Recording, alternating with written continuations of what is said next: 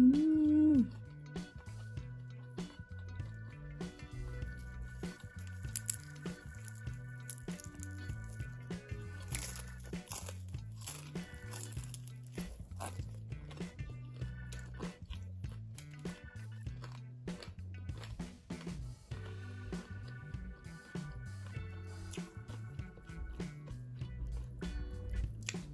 Өте керемет болған.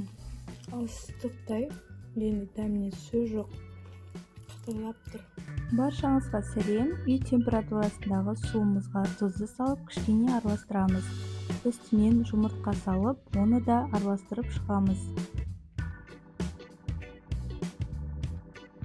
Және де алдын ала бөлек ыдысқа ұнды міндетті түрде ұн елегішпен өткізіп, 500 грамм ұнды дайындап аламыз.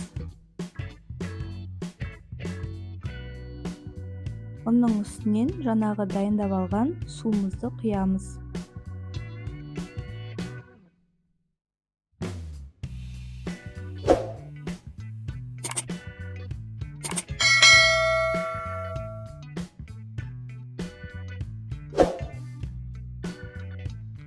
Ең алғашқыда осылай қасықпен араластырамыз. Содан соң қолдың көмегімен жақсылап қамыр елеп шықтым. Бізде 500 грамм ұн кетті. Егерде қолдарыңызға жабысып жатса, кішкене ұн қосуға болады. Әр ұнның тығыздығы әртүрлі. Енді осы қамырымызды 10 минутқа демалдырып қоямыз. Қамырымыз демалып болды. Бізде осындай жылтыр әдемі қамыр дайын болды.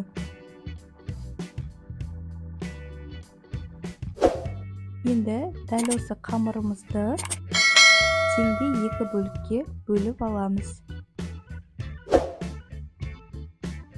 Кішкене жуалаша етіп жасап қоямыз. Содан соң қамырымызды жаюға кірісеміз.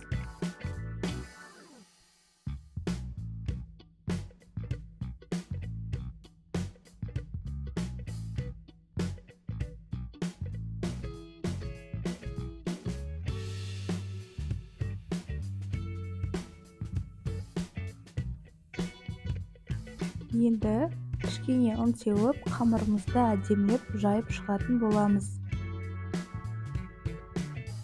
Араларыңызда жаңа көрермендер болса, маған тіркеліп кетуді ұмытпаңыз және қоңырауша белгісін де басып қойыңыз. Қамырдың екі шетін баса отыра жайып шығамыз.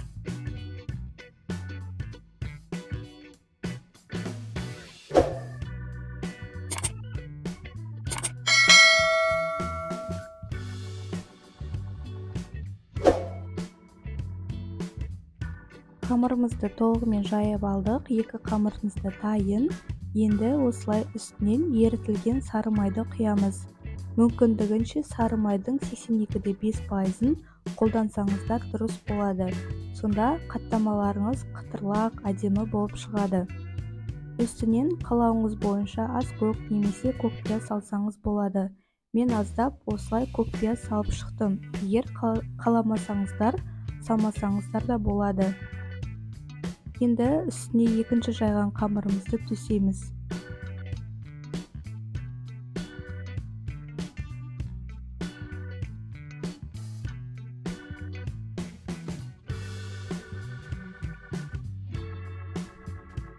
Тағы да үстінен ерітілген сары майды жағып шығамыз. Сары майды жағып болғаннан кейін кішкене қатқанын күтіңіздер. Егерде осылай жаққан күйі орап қоятын болсаңыздар, ол кішкене ағып кетуі мүмкін. Тағы да үстінен аздап ас көк пияз салып шықтым. Пышақтың көмегімен осылай жіңішке ұзынша етіп, дәл видеодағыдай кесіп алыңыздар. Міне барлығын осылай кесіп алдық. Енді шетінен орап шығамыз. Жасау жолы өте оңай. Видеодан қарап жасасаңыздар болады.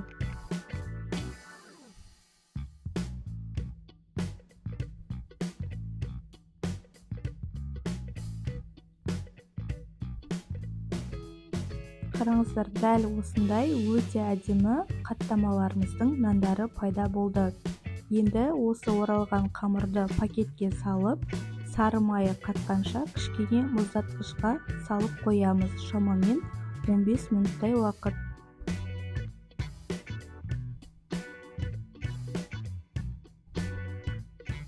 Менде осы рецепт бойынша 6 штук қаттама шықты.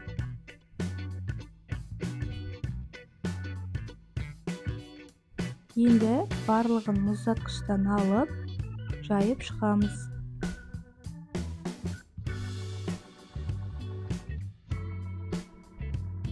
Міне барлығын жайып болдық. Енді сіздер осылай жайып пакеттерге салып, мұздатқышқа ұзақ уақытқа сақтап қойсаңыздар болады. Қонақ келген кезде ыстықтай свежий етіп пісіріп бересіздер. Бос уақытыңызда осылай көп етіп жасап қоюға болады. Табамызға аздап май құйып, екі бетін жай отта пісіріп аламыз. Біздің қаттама нандарымыз дайын. Барлықтарыңызға ас болсын.